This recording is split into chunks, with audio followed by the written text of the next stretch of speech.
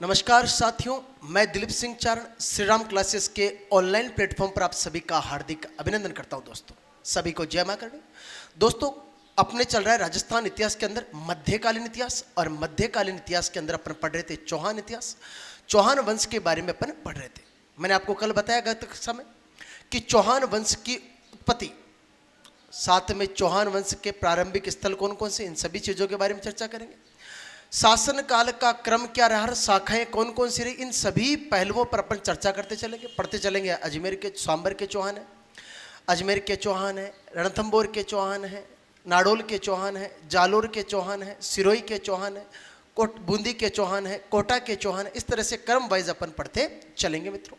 तो आज इस कक्षा के अंदर अपन बात करने वाले हैं चौहान वंश में, और चौहान वंश में भी अपन बात करेंगे सबसे पहले चौहान वंश के क्रम की या उनकी शाखाओं की बात करेंगे, प्रारंभिक स्थल की क्या करेंगे, बात करेंगे। तो चलिए दोस्तों शुरुआत करते हैं यहां से। पढ़ रहे हैं अपन चौहान वंश। कौन सा वंश पढ़ रहे हैं? चौहान वंश पढ़ रहे हैं। और चौहान वंश की उत्पत्ति के बारे में मैं गत कक्षा में बता चुका कि अग्निकुंड का सिद्धांत, चंद्रबृदय की पुस्तक, पृथ्वीराज रासो। ब्राह्मणों से उत्पत्ति करता साहब कौन? बिजोलिया का सोमेश्वर अभिलेख 1170 ईस्वी, कर्नल जेम्स टोड है, विलियम क्रुक है, स्मिथ है। स्मिथ इनको हूणों से बताते रहे, कनिंगम इनको किससे बताते हैं? कुषाणों से बताते हैं। शक और शीतियन जाति से उत्पत्ति मानते हैं। धार्मिक मान्यताएं जो होती है, सत्य प्रथा वगैरह, इनसे आपकी क्या बताते हैं? समानताएं बताते हैं। साथ ही मैंने चर्चा की यहाँ पर कि विदेशियों की उत्पत्ति की जो बता रखी है मैंने इनकी, और कर्नल जेम्स टोड वगैरह ये आगे विदेशियों से क्या है? उत्पत्ति है। अब बात करते हैं अपन इंद्र के वंशज। तो मैंने कहा इंद्र के वंशज कौन है? तो इंद्र के वंशज सेवाड़ी पाली का अभिलेख बताता है। मालवों से उत्पत्ति इनकी कौन बताता है? तो मालवों से उत्पत्ति इनके बताता है विग्रहराज चतुर्थ का अभिलेख। साथ ही रामकरण आसोपा के अनुसार सांबर झील के चारों तरफ रहने के कारण ये क्या कहलाए? चौहान कहलाए। और मैंने कहा था कि साहब इनकी खज्जर जाति से उत्पत्ति सीवी वैद्य के अनुसार, सीवी वैद्य चिंतामणि विनायकर वैद्य के अनुसार इनकी उत्पत्ति खज्जर जाति से मानी जाती है। खज्जर जाति जो होती है कश्मीर क्षेत्र में रहने वाली क्या है? जाति है। आज बात करेंगे इनके प्रारंभिक स्थल के बारे में। तो मैं कहता हूं चौहानों के प्रारंभिक स्थल या चौहानों का प्रारंभिक स्थल की मैं बात करता हूं दोस्तों।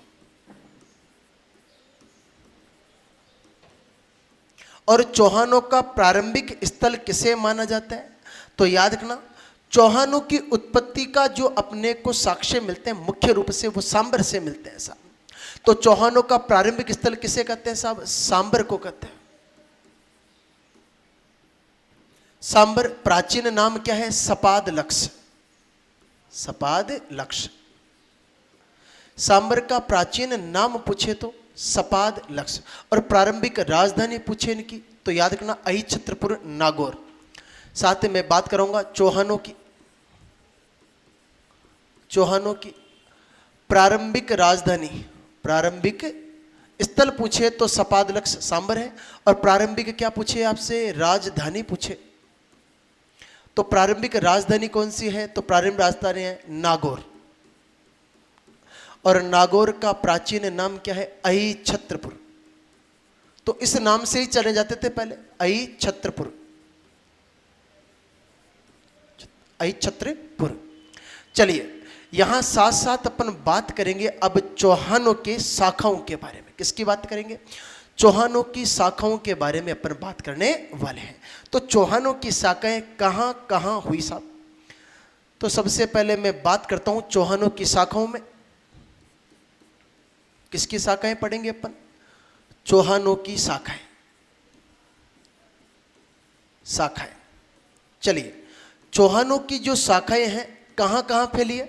तो चौहानों की शाखाएं हैं, सबसे पहले मानता हूं मैं उत्पत्ति कहां से? सांबर से। कहां से उत्पत्ति मानता हूं? सांबर से उत्पत्ति मानी जाती है। और सांबर से उत्पत्ति मानी जाती है, इसके बाद एक शाखा अलग होती है इससे, और वो कौन सी होती है? नाडोल। कौन सी शाखा अलग होती है? नाडोल। नाडोल से फिर एक शाखा अलग हो जाती है साहब, एक और शाखा निकलती है जिसका नाम है जालोर। आगे वंश के हिसाब से अपन पढ़ते रहेंगे कि नाडोल वाले कौन थे जो कहां चले गए? जालोर कीर्तिपाल थे। बात इसके साथ साथ मैं करता हूं कि सांबर से एक और शाखा अलग होती है साहब, जिसका नाम है अजमेर। क्या नाम है? अजमेर। क्या नाम आएगा? अजमेर। और अजमेर से एक और शाखा अलग होती है जिसका नाम है रणथंभौर। कौन सा भोर? रणथंभौर। तो सांबर से अजमेर, अजमेर से क्या है? रणथंभौर अलग होता है। नाडोल से एक शाखा अलग होती है साहब। किससे? नाडोल से एक शाखा अलग होती, और वो शाखा कौन सी है? तो याद रखना, नाडोल से एक शाखा अलग होती है जिसका नाम है बूंदी। कौन सी शाखा है? बूंदी। और बूंदी से एक शाखा अलग होती है साहब जिसका नाम क्या है? कोटा। क्या नाम है? कोटा। इधर जालोर से भी एक शाखा और अलग होती है, और इस शाखा का नाम क्या है? सिरोही। क्या नाम है? सिरोही। चलिए, यहां पे शासकों की जो शाखाएं हैं, चौहान की शाखाएं अलग अलग जगह डिवाइड होती है। सबसे पहले सांबर, फिर नाडोल, नाडोल से जालोर, सांबर से फिर अलग होती है अजमेर, अजमेर से फिर अलग होती है रणथंभौर, या नाडोल से एक शाखा अलग होती है जिसका नाम है बूंदी, बूंदी से कौन होता है? कोटा। ये सब शाखाएं क्या हो रही है? यहां पर अलग हो रही हैं साहब। साथ ही मैंने कहा कि जालोर से एक शाखा अलग होती है जिसका नाम क्या है? सिरोही। चलिए, अब इनकी स्थापना और इनके संस्थापक के बारे में क्या करते हैं? अपन बात करते हैं। तो मैं कहता हूं साहब, सांबर की स्थापना जो होती है वो 551 ईस्वी में होती है। कब होती है? 551 ईस्वी में। किसकी स्थापना होती है? सांबर की। और इसके संस्थापक कौन है? तो सांबर के संस्थापक का नाम है साहब वासुदेव। क्या नाम है? वासुदेव। साथ ही मैं बात करता हूं नाडोल में, और नाडोल की स्थापना जो होती है, वो नाडोल की स्थापना होती है कब? तो 960 ईस्वी में। कब होती है? 960 ईस्वी के अंदर किसकी स्थापना होती है? नाडोल की। और नाडोल में स्थापना कौन करता है साहब? तो नाडोल में स्थापना करता है लक्ष्मण सिंह। कौन सा सिंह? लक्ष्मण सिंह।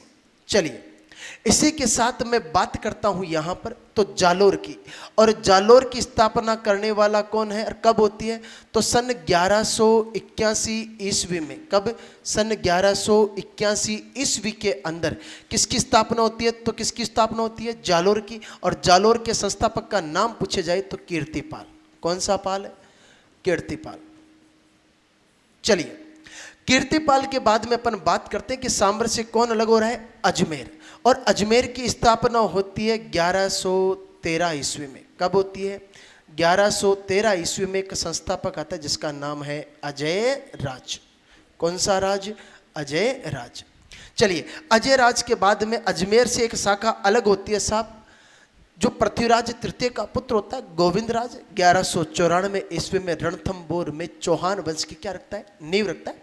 तो ये अजमेर से ही अलग हो रखा है। इसका नाम है, कब होता है? कि 1194 ईस्वी में। कब? 1194 ईस्वी में। और याद रखने वाली बात है कि रणथंभौर का शासक गोविंद राज। कौन सा राज? गोविंद राज। और ये जो गोविंद राज है, पृथ्वीराज चौहान तृतीय का क्या है साहब? पुत्र है। चलिए, इसके बाद मैं बात करता हूं या नाडोल, नाडोल के बाद में बूंदी। और बूंदी की जो कह सकते हैं कि इसकी स्थापना कब होती है, तो करने वाला कौन है साहब? तो मैं कहता हूं 1241 में। कब? 1241 के अंदर बूंदी की क्या होती है? स्थापना होती है। और स्थापना करने वाला कौन है? देवा। कौन है? देवा। और देवा यहां कोटा और बूंदी में चौहानों की हाडा शाखा। कौन सी शाखा है साहब? हाडा शाखा है। इसी के साथ मैं बात करता हूं कोटा की, और कोटा का जो स्थापना वर्ष है वो कब है? तो मैं कहता हूं कोटा की स्थापना होती है 1631 में। कब होती है? 1631 में कोटा के स्थापना करने वाला कौन है? माधो सिंह। कौन सा सिंह है? माधो सिंह ने किसकी स्थापना की? कोटा की स्थापना की। बात करता हूं मैं यहाँ जालोर से एक शाखा अलग होती है मित्रों, और जालोर से जो शाखा अलग होती है उसका नाम है सिरोही। और सिरोही के कह सकता हूं यहाँ स्थापना कब होती है? तो सिरोही की स्थापना 1311 में। हालांकि मुख्य रूप से अपन 1425 मानते हैं सहसमल के समय, लेकिन मैं कहता हूं यहाँ चौहान वंश की नींव सबसे पहले किसने डाली? तो देवड़ा शाखा है यहाँ पे। कौन सी शाखा है साहब? देवड़ा शाखा। कोटा और बूंदी के अंदर तो हाडा शाखा। कौन सी शाखा आती है? हाडा शाखा काम करती है बेटा जी। मैं लिख देता हूं यहां पे हाडा। कोटा बूंदी में कौन सी है? हाडा। और सिरोही के अंदर एक शाखा काम करती है जिसका नाम है देवड़ा शाखा। और देवड़ा शाखा का एक शासक होता है लुम्बा। तो लुम्बा देवड़ा ने क्या किया साहब, सिरोही की चौहान वंश की क्या रख दी साहब, नींव रख दी है। साथ ही मैं कहता हूं कि जालोर की नींव रखने वाले चौहान शाखा की वो कीर्तिपाल है। और यहां शाखा है साहब चौहान, किसे कहते हैं, सोनगरा। कौन सी शाखा है, सोनगरा शाखा के क्या है साहब, ये चौहान है। क्लियर है यहां तक का। चलिए इसके साथ मैं बात करता हूं मित्रों, तो बात करूंगा मैं यहां पर चौहान शासकों के कालक्रम की। किसकी बात करता हूं मैं, चौहान शासकों के कालक्रम की। शाखाएं हो गई मित्रों, तो अब बात करेंगे चौहान शासकों के कालक्रम की। शासकों के कालक्रम की मैं क्या करता हूं, बात करता हूं, कालक्रम की चर्चा होगी। तो चौहान शासकों के कालक्रम के बारे में बात कर रहे हैं। कालक्रम कुछ इस तरह से रहता है कि साहब कहते हैं कि चौहानों की उत्पत्ति सांबर से है, और सीधी सी बात सांबर से है तो कहां से, वासुदेव से इसकी मानी जाएगी। तो चौहान शासकों का जो कालक्रम रहता है मित्रों, ध्यान देने योग्य है कि सबसे पहले कौन आता है, वासुदेव चौहान। कौन सा चौहान, वासुदेव चौहान। वासुदेव चौहान के बाद में नंबर आता है सामंत चौहान का। किस चौहान का, सामंत चौहान का नंबर आता है दोस्तों। सामंत चौहान के बाद नंबर आता है दोस्तों दुर्लभ राज का। किसका, दुर्लभ राज का। और दुर्लभ राज के बाद नंबर किसका आता है, तो गुवक प्रथम का नंबर आता है। किसका नंबर आता है मित्रों, गुवक फर्स्ट का नंबर आता है। इसके बाद राजा बनता है इसी का पोता गुवक सेकंड। कौन बनता है साहब, गुवक सेकंड क्या बनता है, राजा बनता है।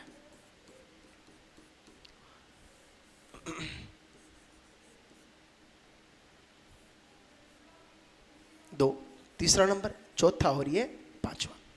चलिए गुवक सेकंड के बाद में राजा बनने के लिए कौन आता है, तो राजा बनने के लिए कौन आएगा, चंदन राज। कौन आएगा, चंदन राज। तो मैं कहता हूं इसके बाद राजा बनता है चंदन राज। आगे पढ़ेंगे इनके बारे में, सबके बारे में एक एक करके। चंदन राज के बाद में राजा बनता है साहब वाकपति राज। कौन सा राज, वाकपति राज।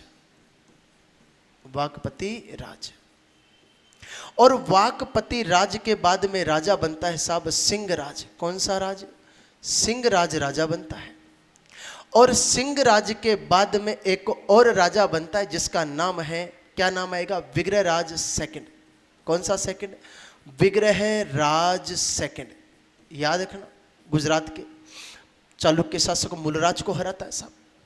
विग्रह राज सेकंड के बाद में बात करता हूं मैं यहां पे दुर्लभ राज सेकंड की। किसकी बात करूंगा, दुर्लभ राज सेकंड की। सेकंड राजा बनता है।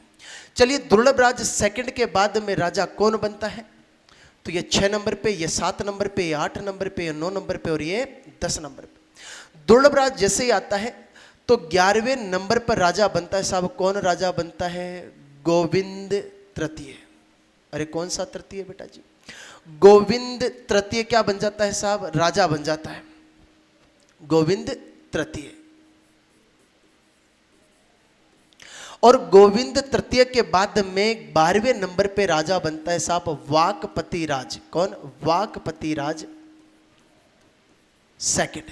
कौन राजा बनता है, वाकपति राज सेकंड राजा बनता है मित्रों। उसके बाद में नंबर किसका आता है, तो वाकपति राज सेकंड के बाद में नंबर आता है यहां पे, किसका नंबर आएगा, तो वीर्य राम का नंबर आएगा बेटा। किसका नंबर आता है, वीर्य राम का नंबर आता है। और वीर्य राम के बाद में एक और राजा बनता है साहब जिसका नाम है चामुंड राज। कौन सा राज है बेटा जी, चामुंड राज। और चामुंड राज के बाद में एक और राजा बनता है दोस्तों। कौन बनेगा, तो चामुंड राज के बाद में राजा बनता है दुर्लभ राज तृतीय। कौन सा आता है, दुर्लभ राज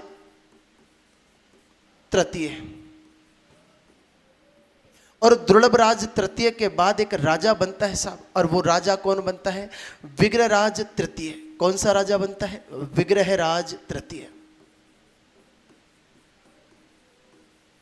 और विग्रह राज तृतीय के बाद में कह सकता हूं कौन राजा बनता है, तो चौहान शासकों के क्रम के अनुसार मैं कह सकता हूं, सांबर के चौहान शासकों के क्रम के अनुसार मैं बात कर रहा हूं यहां पर।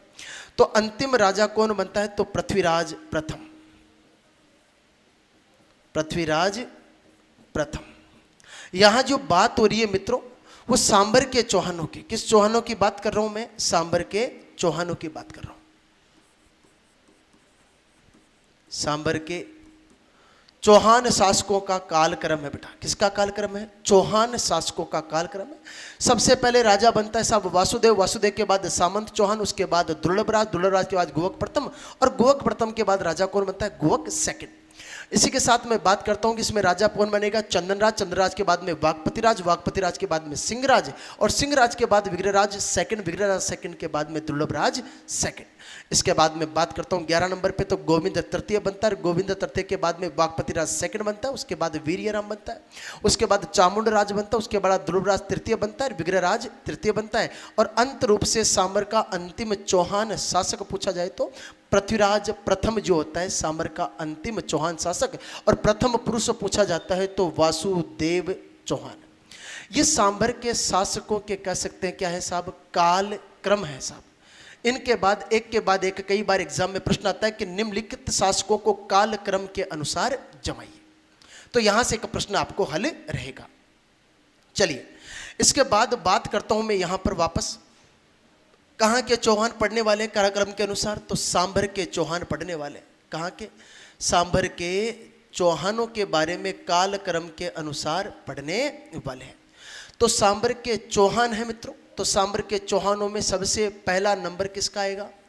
तो सांभर के चौहानों में याद रखना कालक्रम के अनुसार हम जो जो राजा महत्वपूर्ण हैं, जिनके कार्यकाल में कोई विशेष काम हुआ, उनके बारे में जिक्र करते चलेंगे, और जहां कोई विशेष बात नहीं हुई केवल उनका नाम और उनका कालक्रम स्थान अपने को याद रखना है। तो सांभर के चौहानों में मैं बात करता हूं, सबसे पहला नंबर किसका आता है? वासुदेव चौहान का। किसका नंबर आता है? वासुदेव चौहान का नंबर आता है साहब, याद रखना। सबसे पहला नंबर आता है वासुदेव चौहान का। तो याद रखना इन्हें चौहान वंश का, किस वंश का? चौहान वंश का मूल पुरुष। कौन सा पुरुष? मूल पुरुष, साथ ही आदि पुरुष। आदि पुरुष, मूल पुरुष पूछ ले, आदि पुरुष पूछ ले, प्रथम पुरुष पूछ ले। प्रथम पुरुष एक तरह से प्रथम पुरुष नहीं है, मूल पुरुष, आदि पुरुष, या फिर क्या पूछ ले आपके? संस्थापक। क्या पूछ ले साहब? संस्थापक। तो चौहान वंश का मूल पुरुष, आदि पुरुष और संस्थापक पूछे तो कौन है साहब? यहां है कौन? यहां नाम आएगा साहब वासुदेव चौहान का। लेकिन हम किस बात से इसे माने कि साहब इसे ही मूल पुरुष कहा जाएगा? तो इस बात का क्या मिलता है साहब? प्रमाण है। तो किस पुस्तक में ऐसा मिलता है कि इसे ही चौहानों का क्या कहा गया है? मूल पुरुष, आदि पुरुष या संस्थापक कहा गया है?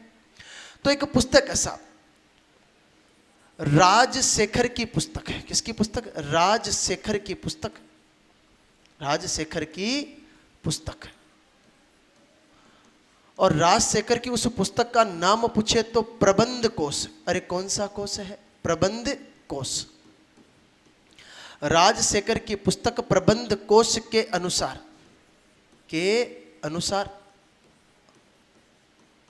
वासुदेव चौहान ने, किस चौहान ने बेटा जी? वासुदेव चौहान ने।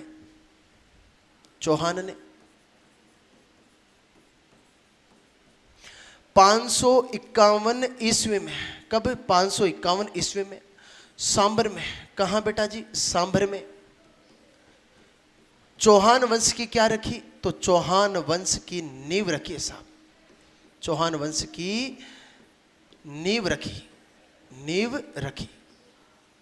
चलिए, तो वासुदेव ने ही चौहान वंश की नींव रखी। तो ये कौन कहता है साहब? राजशेखर की पुस्तक है जिसका नाम है प्रबंध कोश, और प्रबंध कोश में साफ लिखा हुआ है। इस बात का साक्ष्य है कि चौहानों का प्रथम पुरुष, आदि पुरुष, मूल पुरुष या संस्थापक किसे माना गया है? वासुदेव चौहान को। इस बात का सबूत इस पुस्तक में मिल जाता है मित्रों। चलिए साथ ही बात करते हैं अपन यहां पर। तो इस किस अभिलेख के अनुसार एक जिक्र मिलता है कि साहब सांभर झील का निर्माण। किसका निर्माण? सांभर झील का निर्माण। तो बिजोलिया अभिलेख के अनुसार, किसके अनुसार? बिजोलिया अभिलेख के अनुसार अभिलेख के अनुसार, के अनुसार। और ये अभिलेख है 1170 ईस्वी का। कब का अभिलेख है? 1170 ईस्वी का क्या माना जाता है? अभिलेख माना जाता है। तो बिजोलिया एक जगह पड़ती है भीलवाड़ा में, और सोमेश्वर राजा हुए साहब आगे जाके। सोमेश्वर राजा अजमेर से हैं, और अजमेर के राजा पृथ्वीराज चौहान के पिता हैं। इन्होंने एक अभिलेख कराया साहब, जिसको कहते हैं बिजोलिया अभिलेख, 1170 ईस्वी का अभिलेख। तो बिजोलिया अभिलेख के अनुसार सांभर झील का निर्माण, किस झील का निर्माण? सांभर झील का निर्माण, सांभर झील का निर्माण, झील का निर्माण किसने कराया? तो सांभर झील का निर्माण किसने कराया मित्रों? वासुदेव ने कराया। याद रखने वाली बात है कि सांभर झील के निर्माण करता तो वासुदेव चौहान है। किस अभिलेख के अनुसार? तो बिजोलिया अभिलेख में लिखा हुआ है कि सांभर झील के निर्माण करता कौन है? तो वासुदेव चौहान है मित्रों। चलिए चौहानों के कालक्रम में आगे बढ़ते हैं मित्रों। और चौहानों के कालक्रम में आगे बढ़ते वक्त मुझे याद आता है, यहाँ पर सामंत चौहान के बारे में ज़्यादा बात नहीं करेंगे। इतना सा है कि सामंत चौहान को वत्स गोत्रीय ब्राह्मण बताया गया है। आगे पढ़ेंगे अपन, जिसमें कह देगा आपको कि सामंत चौहान को विग्रहराज चतुर्थ के अभिलेख में क्या बताया गया था? वत्स गोत्रीय ब्राह्मण बताया गया था। चलिए सामंत चौहान के बारे में कुछ ज्यादा जानकारी नहीं, लेकिन दुर्लभ राज के बारे में याद रखना मित्रों। किसके बारे में? दुर्लभ राज के बारे में। कौन है साहब दुर्लभ राज? तो दुर्लभ राज सामंत चौहान के बाद राजा बनते। और दुर्लभ राज के बारे में कहा था कि जो चौहान थे प्रारंभ में किसके सामंत थे? प्रतिहारों के सामंत थे। किसके सामंत थे? प्रतिहारों के। मुक्त स्वतंत्र नहीं थे चौहान, प्रतिहारों के क्या थे साहब? सामंत। सेनापति रूप में कार्य किया करते थे साहब। तो मैं कहूंगा चौहान, दुर्लभराज चौहान के बारे में बात कर रहा हूं। यहां तक स्वतंत्र नहीं है अभी। तो चौहान प्रारंभ में, चौहान प्रारंभ में किसके सामंत थे बेटा? तो प्रतिहारों के सामंत थे। किसके सामंत? प्रतिहारों के सामंत थे। तो प्रश्न आ जाए कि प्रारंभ में चौहान किसके सामंत थे? तो प्रतिहारों के क्या थे? सामंत थे, सामंत थे। याद रखना, इन्होंने प्रतिहारों की तरफ से, किसकी तरफ से? प्रतिहारों की तरफ से त्रिपक्षीय संघर्ष में क्या लिया? भाग लिया। त्रिपक्षीय संघर्ष में क्या लिया साहब? भाग लिया। भाग लिया या हिस्सा लिया, एक ही बात है, भाग लिया। तो निम्नलिखित में से किस चौहान शासक ने या सांबर के चौहान शासक ने त्रिपक्षीय संघर्ष के अंदर प्रतिहारों की तरफ से क्या लिया बेटा जी? भाग लिया। तो इन्होंने प्रतिहारों की तरफ से त्रिपक्षीय संघर्ष में क्या लिया? भाग लिया, भाग लिया। चलिए त्रिपक्षीय संघर्ष क्या है मित्रों, एक बार समझने का प्रयास करते हैं। त्रिपक्षीय संघर्ष होता है साहब कन्नौज पर। कन्नौज पर नियंत्रण हेतु तीन अलग अलग वंश जातियां क्या करती है? संघर्ष। हर्षवर्धन की मृत्यु के पश्चात कन्नौज पे उत्तराधिकार अधिकार हेतु संघर्ष चलता है साहब। और यह संघर्ष बड़ा ही लंबा चलता है, लगभग 100 से 200 साल तक ये क्या चलता है? संघर्ष चलता है। और इस संघर्ष के दौरान तीन वंश हैं, तीन कुल हैं, वो लड़ते हैं साहब। कहां कहां से लड़ते हैं? कौन कौन लड़ते हैं? त्रिपक्ष, तीन पक्ष कौन कौन से थे? तो त्रिपक्षीय संघर्ष होता है कन्नौज पर नियंत्रण हेतु। किस पे नियंत्रण हेतु बेटा जी? उत्तरी भारत है, कन्नौज पर नियंत्रण हेतु, नियंत्रण हेतु। और तीन पक्ष कौन कौन से हैं? तो पहले पक्ष का नाम है, यहां पे याद रखना बेटा जी, 2 और 3। मैं कहता हूं साहब पहले प्रतिहार राजस्थान से। इधर कौन आता है साहब? राजस्थान से गुजर प्रतिहार कह सकते हैं या प्रतिहार कह सकते हैं। प्रतिहार है साहब। प्रतिहार कहां से है? राजस्थान से है। चलिए उसी के साथ मैं बात करता हूं यहां पे पाल वंश। कौन सा वंश है? पाल वंश। और पाल वंश कहां से है? बंगाल से है। इसी के साथ तीसरा समूह कौन सा आता है? राष्ट्रकूट। और राष्ट्रकूट कहां से है? दक्षिणी भारत से है। कहां से? दक्षिणी भारत से। इन तीनों के मध्य कन्नौज पर नियंत्रण तो लगातार बहुत लंबा संघर्ष चलता है साहब।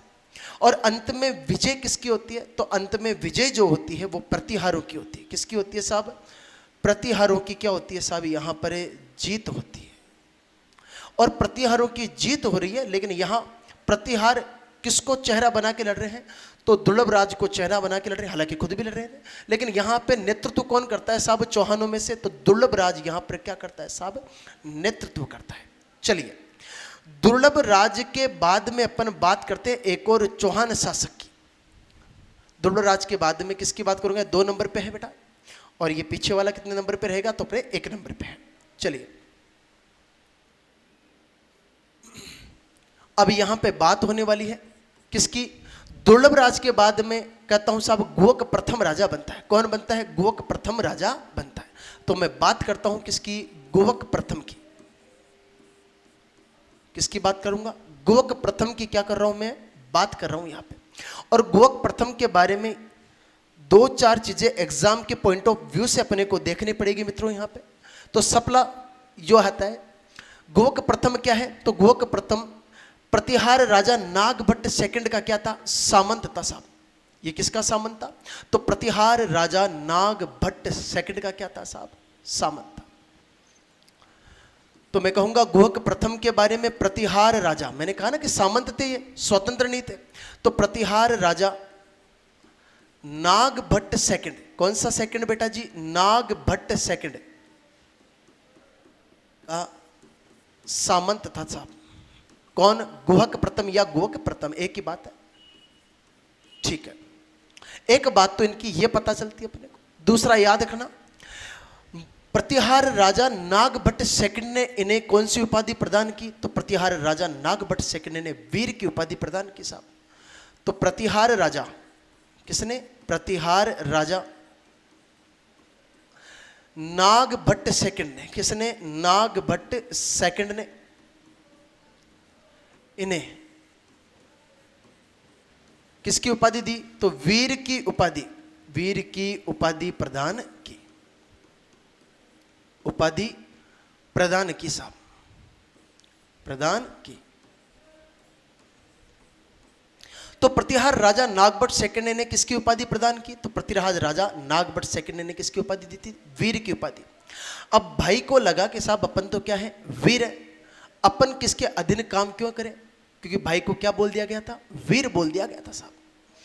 तो साहब ये पहला स्वतंत्र चौहान शासक बना। इसने प्रतिहारों की अधीनता स्वीकार करने से क्या कर दिया साहब? मना कर दिया, और अपने आप को चौहानों का प्रथम स्वतंत्र शासक के रूप में क्या कर दिया साहब?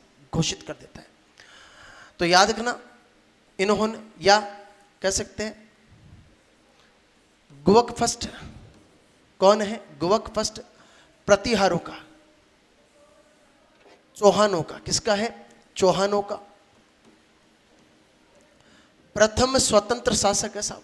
प्रथम स्वतंत्र शासक बना, शासक बना। याद रखना, चौहानों का प्रथम स्वतंत्र शासक पूछे तो कौन आएगा आंसर? तो चौहानों का प्रथम स्वतंत्र शासक पूछे मित्रों, तो आंसर क्या आएगा? गुहक प्रथम चौहानों का प्रथम स्वतंत्र शासक बन गया साहब। याद रखना, नागभट्ट सेकंड ने, किसने बेटा जी? नागभट्ट सेकंड ने अपनी पुत्री जाबाली, अपनी पुत्री, क्या नाम इसका? पुत्री जाबाली, जाबाली का विवाह है। जाबाली का क्या है? विवाह है। किसके साथ किया? तो गुहक प्रथम के साथ किया साहब, गुहक फर्स्ट के साथ किया, साथ किया। इसमें याद रखने वाली चीज एक और है कि साहब कौन सी चीज? तो चीज इसमें यह है कि गुहक प्रथम ने जाबाली का विवाह कर दिया, लेकिन यहां गुहक प्रथम एक अच्छा कार्य कराता साहब। रेवासा सिक्कर के अंदर हर्ष के मंदिर का निर्माण करता है। यह हर्ष का मंदिर वही मंदिर है जो हर्ष जीर्ण माता का क्या है साहब? हर्षनाथ के रूप में पूजा होती है, जीर्ण माता का भाई है। तो मैं कहूंगा इन्होंने यानी गुहक प्रथम ने, इन्होंने रेवासा सिक्कर में, किसमें? रेवासा सिक्कर में। रेवासा जगह का है बेटा जी? सिक्कर। तो रेवासा सिक्कर में हर्ष के मंदिर का क्या कराया? हर्ष के मंदिर का निर्माण कराया मित्रों, मंदिर का निर्माण कराया, निर्माण कराया। तो रेवासा सीकर में हर्ष के मंदिर का निर्माण कराने वाला कौन था? तो कौन था? गुवक प्रथम था। और याद रखना, निर्माण कराया वह हर्ष राय की उपाधि, किसकी उपाधि? हर्ष राय की उपाधि धारण की, उपाधि धारण की, धारण की। तो रेवासा सीकर में हर्ष के मंदिर का निर्माण करा दिया और निर्माण कराने के बाद में कौन सी उपाधि धारण की साहब? हर्ष राय की उपाधि धारण करते हैं। इससे पहले इन्होंने यानी नागभट्ट सेकंड ने कौन सी उपाधि दी थी? तो वीर की उपाधि। किसकी उपाधि दी? वीर की। और इन्होंने अपने आप को प्रतिहारों की जो थी अधीनता उससे स्वीकार करने से क्या कर दिया? मना कर दिया और अपने आप को क्या कर दिया? स्वतंत्र घोषित कर दिया। तो मैं कहूंगा यहाँ पे स्वतंत्र शासक, प्रथम स्वतंत्र शासक कौन बनता है? गुवक प्रथम बनता है मित्रों। एक बार नजर डालते हैं आज की परीक्षा पे। तो मैंने बात की यहाँ पे चौहानों के बारे में। चौहानों का प्रारंभिक स्थल क्या है? तो सांबर या सपाद लक्ष्य चौहानों का क्या कहलाता है? प्रारंभिक स्थल। चौहानों की प्रारंभिक राजधानी आई छत्रपुर क्या है? नागौर में है। मैंने की बात चौहानों की शाखाओं की, और चौहानों की शाखाएं सबसे पहले नंबर किसका आता है? सांबर का। और सांबर की स्थापना 551 ईस्वी में वासुदेव ने की। एक शाखा अलग होती है नाडोल। नाडोल की स्थापना 960 ईस्वी में वाकपति राज का पुत्र, आगे पढ़ेंगे अपन, 950 ईस्वी में जाता है, लेकिन 10 साल इसको संघर्ष में लगते हैं। बाद में 960 ईस्वी में नाडोल की क्या कर देता है? स्थापना कर देता है लक्ष्मण सिंह है। इससे फिर एक शाखा अलग होती है साहब जालोर। नाडोल से एक व्यक्ति का मिलेगा नाम अलहण। अलहण के पुत्र थे केलन और कीर्तिपाल। केलन वही रह जाता है जालोर में। कीर्तिपाल कहाँ चला जाता है साहब? जालोर में 1181 में कुंतपाल परमार को हराकर क्या कर देता है साहब? इसकी स्थापना कर देता है। जालोर के अंदर चौहानों की सोनगरा शाखा होती है। कौन सी शाखा होती है? सोनगरा शाखा होती है। सांबर से एक और अलग होता है साहब अजमेर। अजमेर की स्थापना 1113 ईस्वी में अजयराज ने की। किसने की? अजयराज ने की। बात करते हैं यहाँ पे इससे पृथ्वीराज चौहान जो है उसका पुत्र है कौन? गोविंदराज। 1194 ईस्वी में रणथंभौर में चौहान वंश की क्या डालता है? नींव डालता है। नाडोल से एक और शाखा अलग होती है जिसका जो संस्थापक वो देवा है। और 1241 के अंदर हाडा शाखा यहाँ पे है। 1241 के अंदर क्या होती है? स्थापना होती है। फिर इससे अलग होती है कोटा। कोटा की स्थापना 1631 में कौन करने वाला? माधो सिंह है। ये भी किससे? हाडा शाखा से। बात करते हैं जालोर से एक अंतिम शाखा जो कह सकता हूँ सिरोही है। सिरोही की जो स्थापना है, संस्थापक है वो लुम्बा देवड़ा ने की। कब की? 1311 ईस्वी के अंदर देवड़ा शाखा यहाँ पर निवास करती है साहब। चलिए उसके बाद मैं बात करूंगा सांबर के चौहानों के शासकों का कालक्रम। सांबर के चौहानों के शासकों का क्या है दोस्तों? कालक्रम। शासकों का कालक्रम। चलिए सबसे पहला नंबर आता है वासुदेव चौहान का। वासुदेव चौहान के बाद में सामंत चौहान। सावंत चौहान के बाद में दुर्लभराज। दुर्लभराज के बाद में राजा बनता है गुवक फर्स्ट। गुवक फर्स्ट के बाद में राजा बनेगा कौन? गुवक सेकंड। उसके बाद बात करेंगे चंदनराज की। चंद्रराज के बाद राजा कौन बनता है? वाकपतिराज। वाकपतिराज के बाद राजा कौन बनता है? सिंहराज। सिंहराज के बाद राजा कौन बनता है? विग्रहराज सेकंड। विग्रहराज सेकंड के बाद राजा कौन बनता है? दुर्लभराज सेकंड। दुर्लभराज सेकंड के बाद राजा कौन बनता है? गोविंद तृतीय। गोविंद तृतीय के बाद राजा कौन बनता है? वाकपतिराज सेकंड। और वाकपतिराज सेकंड के बाद राजा कौन बनता है? वीर्यराम। और वीर्यराम के बाद राजा कौन बनता है? चामुंडराज। और चामुंडराज के बाद राजा कौन बनता है? दुर्लभराज तृतीय। दुर्लभराज तृतीय के बाद में राजा कौन बनता है? विग्रहराज तृतीय। और विग्रहराज तृतीय के बाद में राजा कौन बनेगा? पृथ्वीराज फर्स्ट, जो अंतिम चौहान शासक है साहब सांबर का। चलिए बात की अपन ने वासुदेव चौहान की, तो इन्हें चौहान वंश का मूल पुरुष, आदि पुरुष या संस्थापक कहा जाता है साहब। राजशेखर की पुस्तक प्रबंध कोश के अनुसार वासुदेव चौहान ने 551 ईस्वी में सांबर में चौहान वंश की क्या रखी साहब? नींव रखी। इस बात का प्रूफ है। बिजोली अभिलेख, सोमेश्वर का बिजोली अभिलेख के अनुसार 1170 ईस्वी का अभिलेख है। और सांबर झील का निर्माण किसने कराया साहब? वासुदेव ने कराया। आगे सुनो।